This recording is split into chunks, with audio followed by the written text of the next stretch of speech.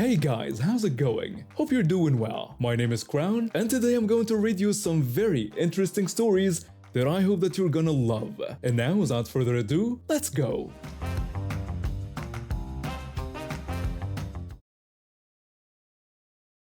My story starts before I was even born. My bio mother was in a bad accident and doctors told her she'd never have kids. Then surprise, I came along anyway. She was about 6 years older than my dad, and honestly, I think that age gap messed with her head, in ways I'm still figuring out. For the first couple years she actually acted like a mom, but then she met this guy who became her husband, and that's when everything went to hell. When I was 2 years old, she started telling me this new guy was my real dad.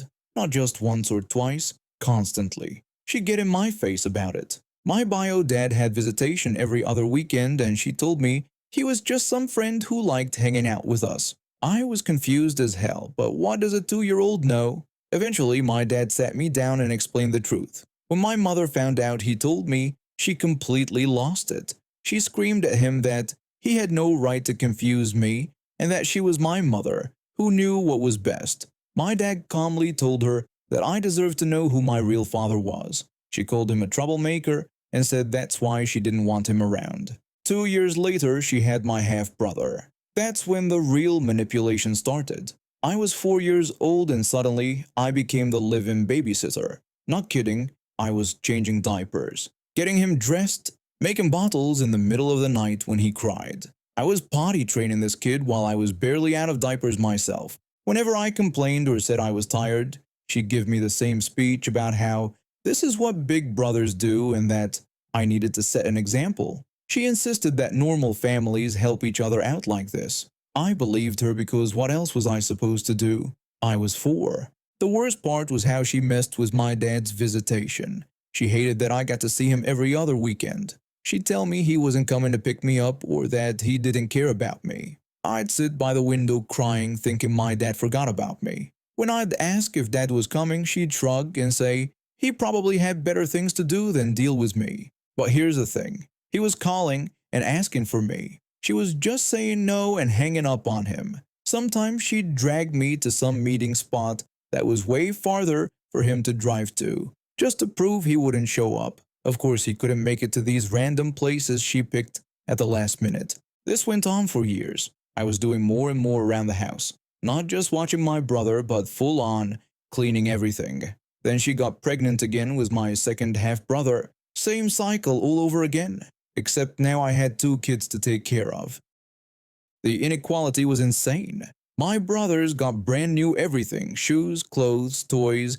I got their hand-me-downs or stuff from thrift stores. My shoes literally fell apart and I had to duct tape them together just so I could walk. When I asked for new shoes, she'd roll her eyes and tell me I was growing too fast and it was a waste of money to buy me nice things. But my brothers, they had closets full of stuff they barely wore. I won't get into all the other abuse because this post would be a novel. But by the time I was 13, I was done.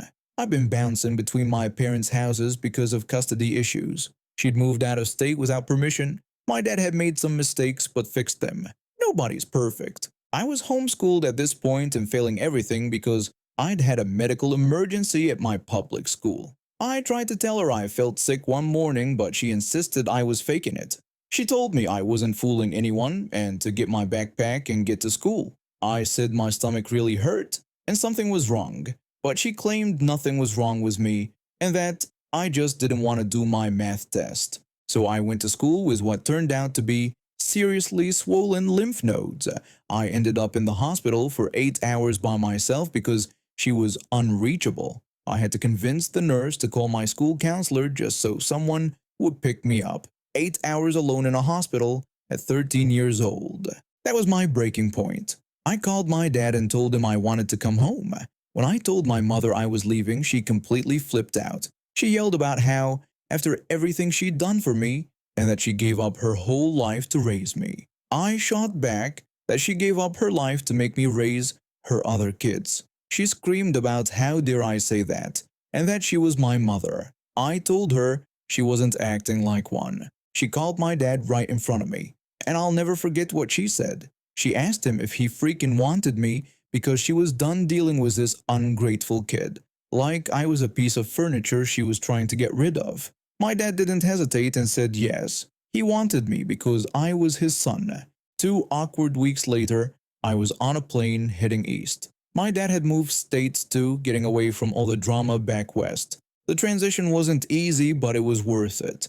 I got my grades up, graduated high school, and my dad remarried this amazing woman. She's technically my stepmother, but I just call her mom because that's what she is. She actually acts like a parent. As for my bio mother, we went from occasional happy birthday texts to complete silence. It's been 10 years now, and I can honestly say I'm better off. Don't get me wrong, it wasn't some fairy tale ending. My dad and I had our ups and downs like any normal parent and kid. But it was actual normal stuff, not the psychological warfare I'd grown up with. The crazy part is I didn't realize how messed up my childhood was until recently. Something small happened. Someone raised their voice near me, and I completely flinched. It took me right back to being that scared kid who had to walk on eggshells around Her Royal Highness. That's when I decided to start therapy. My therapist helped me see that what happened wasn't normal, and it wasn't my fault. A friend suggested I share my story here, so here it is. There was a lot more abuse that I haven't even touched on, but this gives you the basic idea. I'm doing great now. I have a real family who actually loves me. I'm in therapy working through my issues. I've been dealing with a chronic back injury for the past 4 years. It happened during my time working construction when a beam fell and compressed 2 of my vertebrae. The doctor said I was lucky to walk at all, but some days it doesn't feel lucky. The pain comes in waves, and standing for more than 10 minutes feels like someone's stabbing me with a hot poker. That's why I have a disabled parking permit. It's not something I'm proud of, but it's something I need. On this day, I had been putting off grocery shopping for a week because my back had been acting up. But I was down to crackers and expired milk, so I had no choice. The drive to the store was already making my back seize up, and I was counting on getting that close parking spot so I wouldn't have to walk across the entire lot. That's when I saw her. A woman in her 40s with perfectly styled blonde hair was getting out of a massive black car parked right in the handicap spot. No disabled placard hanging from her mirror, no disabled license plate, nothing. She was moving around just fine, carrying herself like someone who had never experienced a day of physical limitation in her life. I sat in my car for a moment, watching her stride confidently toward the store entrance. My back was throbbing, and I was going to have to park 3 rows back and hobble my way across the lot while she got to use the spot meant for people like me. Something inside me snapped. I pulled my car right behind hers and parked it there, blocking her in completely. Then I turned off the engine and waited. 20 minutes later, she came storming out of the store with her shopping bags, and her face went from annoyed to furious when she saw my car. She demanded to know what I thought I was doing. I explained that I was making sure she didn't leave until we sorted this out, since she was parked in a handicapped spot without a permit. She insisted she didn't need a permit because she was only going to be 5 minutes and was in a hurry. I told her that wasn't how it worked, explaining that this spot was reserved for people with disabilities and that I had one and needed this spot. She looked me up and down and said I looked fine to her, claiming I was just being dramatic. I explained about my back injury that made it hard to walk long distances and why I needed this spot. I held up my disabled parking placard so she could see it. She said she didn't care about my permit and demanded I move my car right now or she would call the police. I thought that was a great idea and told her I had already called them and they should be here soon to write her a ticket. The color drained from her face when she realized I was serious. But instead of apologizing or accepting the consequences like a normal person, she decided to double down. She announced that I couldn't just trap her there and that she would show me what happens when I mess with the wrong person. She walked over to my car and started yanking on the door handle, then began pounding on my window with her fists. I told her she needed to step away from my vehicle because this was only making things worse for her. She screamed that I needed to move my car because she had places to be. I reminded her that she should have thought about that before she parked illegally. She kept pounding on my window for another minute before stomping back to her car. I thought maybe she was finally going to calm down and wait for the police like a reasonable adult. She got in her car, started the engine, and slammed it into reverse as hard as she could, crashing straight into the front of my car. The impact jolted me forward in my seat and sent a shooting pain up my spine. She yelled that I needed to move now or she would do it again. I asked if she was completely insane, pointing out that she had just committed vehicular assault, but she wasn't listening. She pulled forward and rammed into my car again, harder this time, then again, and again. Each impact made my back injury scream, but I was too stunned by her absolute madness to move. After the fifth ram, she managed to push my car back enough to squeeze her car out of the parking space. She rolled down her window as she prepared to speed away. She told me that next time I should mind my own business and called me a pathetic loser. She floored the gas pedal and went racing toward the parking lot exit like a bat out of hell. I was shaking from the adrenaline and the pain, but I managed to grab my phone to call the police back and update them on what had just happened. That's when I heard the most beautiful sound in the world. The screech of tires, the crunch of metal, and the tinkle of broken glass as her car collided head-on with a police cruiser that was turning into the parking lot. I drove over to where the accident happened, and it was like watching justice served on a silver platter. Her car was crumpled in the front, steam rising from the engine, and she was slumped over the steering wheel looking dazed. The police officer got out of his damaged cruiser, shook his head to clear it, and immediately started radiating the kind of authority that comes with years of dealing with idiots. The officer asked if she was injured and if she needed medical attention. She was still too stunned to respond coherently. She kept mumbling something about it not being her fault, but her words were slurred and confused. The second police car that arrived on scene took one look at her license plate and put two and two together. One officer asked the other if this was the vehicle they got the call about, the one illegally parked in the handicap spot. The first officer confirmed it was, and noted that from the damage pattern on both vehicles, it appeared she was fleeing the scene when she hit their cruiser. The paramedics arrived and insisted on taking her to the hospital to get checked for a concussion. They examined me too, and while my back was worse than before, they said I didn't need immediate medical attention.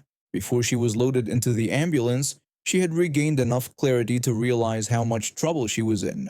She insisted this was all my fault because I had blocked her in, claiming she was just trying to leave.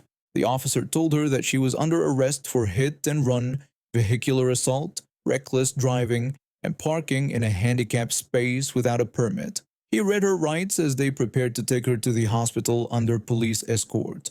I pressed charges without hesitation. After what she put me through, there was no way I was letting her get away with just a slap on the wrist. The whole process took months to work through the court system, but it was worth the wait. Her insurance had to pay for all the damage to my car, plus compensation for my medical expenses, since the ramming made my back injury worse. But the real satisfaction came when I got the call from the prosecutor about her sentencing. The judge threw the book at her. A full year in county jail, massive fines, and her license suspended for 2 years. Apparently, the judge had a disabled daughter and took a very dim view of people who abuse handicapped parking spots. She actually tried to argue that she was a victim because I had trapped her. The judge responded by adding community service hours at a disability advocacy center to her punishment. My sister-in-law lives just a few blocks away with her husband and their 1-year-old son. We get along well most of the time, though she can be a bit dramatic about things. Last weekend, my sister-in-law and her husband were supposed to come over for dinner after picking up their baby from her mom's house. When they finally arrived, she was completely worked up. I could tell something had happened because she was still shaking. Her husband had dropped her and the baby off near our building while he went to find parking. She spotted a parking space that was opening up nearby and decided to hold it by standing in the middle of the spot with her stroller and baby. That's when things went wrong.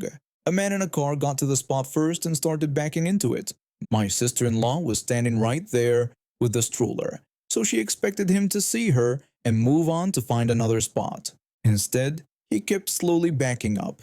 She told us he was literally trying to run them over and that she had to grab the stroller and jump out of the way.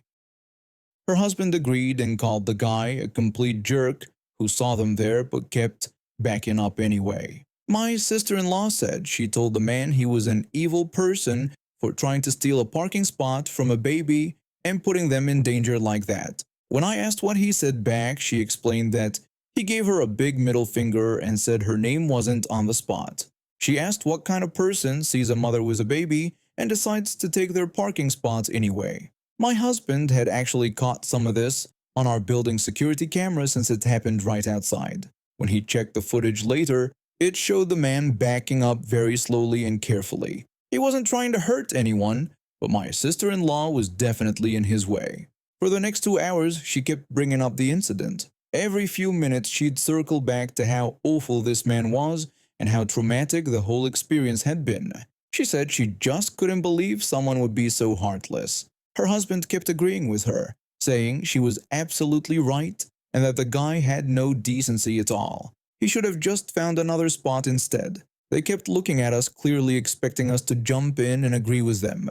My husband and I tried to stay neutral at first. My husband said it sounded really stressful and I told her I was sorry that happened. But she wasn't satisfied with our diplomatic responses. She wanted us to be as outraged as she was. She kept saying how messed up the whole thing was and asking what we would have done in her situation. I could see where this was heading, and I really didn't want to get into it, but she kept pushing for our opinion. Finally, I had to say something. I told her I was really sorry that happened, and I could understand why it was scary for her. But honestly, I didn't think she should have been standing in the street with a baby to hold a parking spot in the first place. The room went quiet. She asked me what I was trying to say. I explained that even though the man could have handled it better, she had put herself and the baby in a dangerous situation. There were plenty of other parking spots in this neighborhood, and she couldn't expect everyone to just pass by a good spot because she was standing in it. She said she couldn't believe I was taking his side and that I didn't understand because I wasn't a parent. I had no idea how traumatic this was for her. Her husband jumped in and said the man should have just talked to her instead of backing into the spot. If he needed it that badly, he could have asked her to move. I asked why he should have to ask when it was a public parking spot. Nobody owned it just because they were standing there. She demanded to know if I thought it was okay for him to almost run over a baby. I told her that wasn't what I was saying at all. I was saying that nobody was entitled to that spot, and standing in the street with a baby to claim it wasn't safe or fair to begin with. My husband backed me up by mentioning that the camera footage showed the man backing up really slowly and giving her plenty of time to move. My sister-in-law said she couldn't believe we were both ganging up on her like this. She thought we'd have her back. I explained that we did have her back, but that didn't mean we had to agree with everything she did. She was scared and upset, I got that. But she also made some choices that put her and the baby at risk. Her husband said they didn't need to listen to this and suggested they leave. They gathered their things and left pretty quickly after that. My husband and I felt bad because she really had been shaken up by the whole thing, but we also couldn't pretend that she was completely in the right. The next day, I got a long text message from her about how disappointed she was in us and how we clearly didn't understand what it's like to be a parent. She said we chose to support a stranger over family and that she needed time to think about our relationship. A few days later, my mother-in-law called my husband. Apparently, my sister-in-law had told her version of the story, leaving out the part about standing in the parking spot. According to her, we had sided with a man who tried to run over her and her baby and then blamed her for the whole thing. My husband had to explain the real situation to his mom, including showing her the security footage. My mother-in-law told us my sister-in-law had said we were being unsupportive, but she didn't mention that she was standing in traffic with a baby. 2 weeks later, my sister-in-law finally reached out, but not to apologize. She wanted to know if we were ready to make things right and support her properly, as family should. When we told her our position hadn't changed, she said she was going to talk to other family members about our behavior. That backfired pretty quickly. Once people heard the full story, including the security camera footage, the general response was that she had made a dangerous and entitled decision. Most people were more concerned about her using the baby to claim a parking spot than they were about some stranger not giving up his spot. Last I heard, she's still telling people that we betrayed her, but now most of the family just rolls their eyes when she brings it up. The brother-in-law has been a lot quieter about the whole thing lately too. And now we have reached the end of today's stories. Thank you for watching, and see you next time.